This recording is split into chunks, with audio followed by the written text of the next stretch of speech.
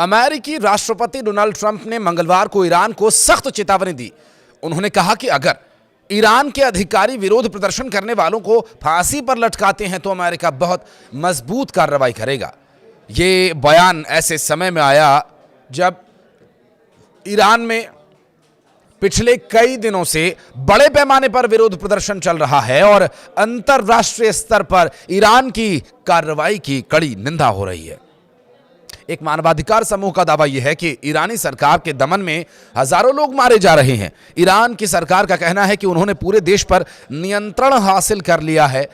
गुरुवार से शुरू हुए इस प्रदर्शन में 1989 की इस्लामिक क्रांति के बाद सत्ता के लिए सबसे बड़ा खतरा बने अधिकारियों पर आरोप यह है कि वे प्रदर्शनकारियों पर गोली चलवा रहे हैं और इंटरनेट ब्लैकआउट से दमन की सच्चाई को छिपाया जा रहा है, जो अब 5 दिन से ज्यादा का समय बीत चुका है। इन दिनों में वो दमन लोगों पर हुआ और ट्रंप ने पहले ही ईरानी प्रदर्शनकारियों से कह दिया था कि मदद रास्ते में है। और एक इंटरव्यू में उन्होंने ये कहा कि अगर ईरान फांसी की सजा देना शुरू करता है तो अमेरिका एक्शन लेगा। तेहरान के अभियोजकों ने कहा कि कुछ गिरफ्तार लोगों पर ईश्वर के खिलाफ युद्ध का आरोप लगाया जाएगा, जो सजाए मौत एक जुर्म है। ट्रंप ने कहा कि वे हजारों लोगों को मार रहे हैं, अब फांसी की बात कर रहे हैं, देखते हैं कि अब इसे कैसे अंजाम देते हैं। उन्होंने ईरान पर कई बार सैन्य हस्तक्षेप की धमकी भी दी है और सोशल मीडिया पर वायरल वीडियो में तेहरान के पास कहरीजक मुर्दा घर में लाशों के ढेर दिखाई दे रहे हैं, जहां रिश्तेदार अपनों की तलाश में गए। अंतर्राष्ट्रीय फोन लाइंस मंगलवार को बहाल हुई, लेकिन सिर्फ बाहर कॉल करने के लिए और कनेक्शन अभी भी खराब है। ट्रंप ने अपने सोशल मीडिया प्लेटफॉर्म ट्रुथ पर ईरानियों से अपील की कि प्रदर्शन आप जारी रखो। मैंने ईरानी अधिकारियों से सभी मीटिंग्स रद्द कर दी हैं और जब तक प्रदर्शनकारियों की हत्याएं बंद नहीं होंगी, मदद रास्ते में है। दूसरी ओर यूरोपीय देशों ने भी ईरान के खिलाफ आवाज उठाई और फ्रांस, जर्मनी, ब्रिटेन ने ईरानी राजदूतों को तलब किया और यूरोपीय संघ ने भी ऐसा ही किया।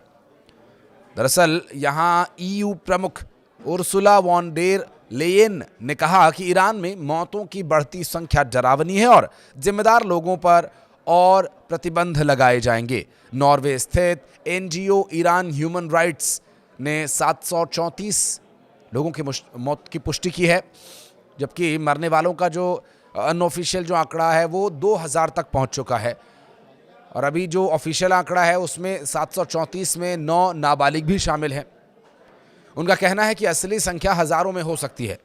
आईएचआर के निदेशक महमूद अमीरी मोगद्दम ने यह बताया कि उनके आंकड़े देश के आधे से कम प्रांतों और 10% से कम अस्पतालों से आए हैं। एनजीओ ने एरफान सोल्तानी का मामला दुनिया के सामने रखा। एक 26 साल के सुल्तानी को पिछले हफ्ते कराच शहर से गिरफ्तार किया गया था और परिवार के मुताबिक उन्हें सजाए मौत जो सुनाई गई बुधवार को, यानी जब तक हम ये वीडियो बना रहे हैं संभवतः फांसी की तैयारी वहां चल रही होगी। ईरानी सरकारी मीडिया का कहना है कि दर्जनों सुरक्षा बलों के सदस्य मारे गए हैं और उनके अंतिम संस्कार की रैलियों में उन लोगों को लेकर जो प्रतिक्रियाएं देखने को मिल रही हैं और उनके द्वारा किया गया ये कृत्य लोगों को दमनकारी नीतियों की असल स्थिति से रूबरू करा रहा है। और अधिकारियों का यह भी कहना है कि इन शहीदों के लिए 3 दिन का राष्ट्रीय शोक घोषित किया गया है और बुधवार को तेहरान में सामूहिक अंतिम संस्कार होगा।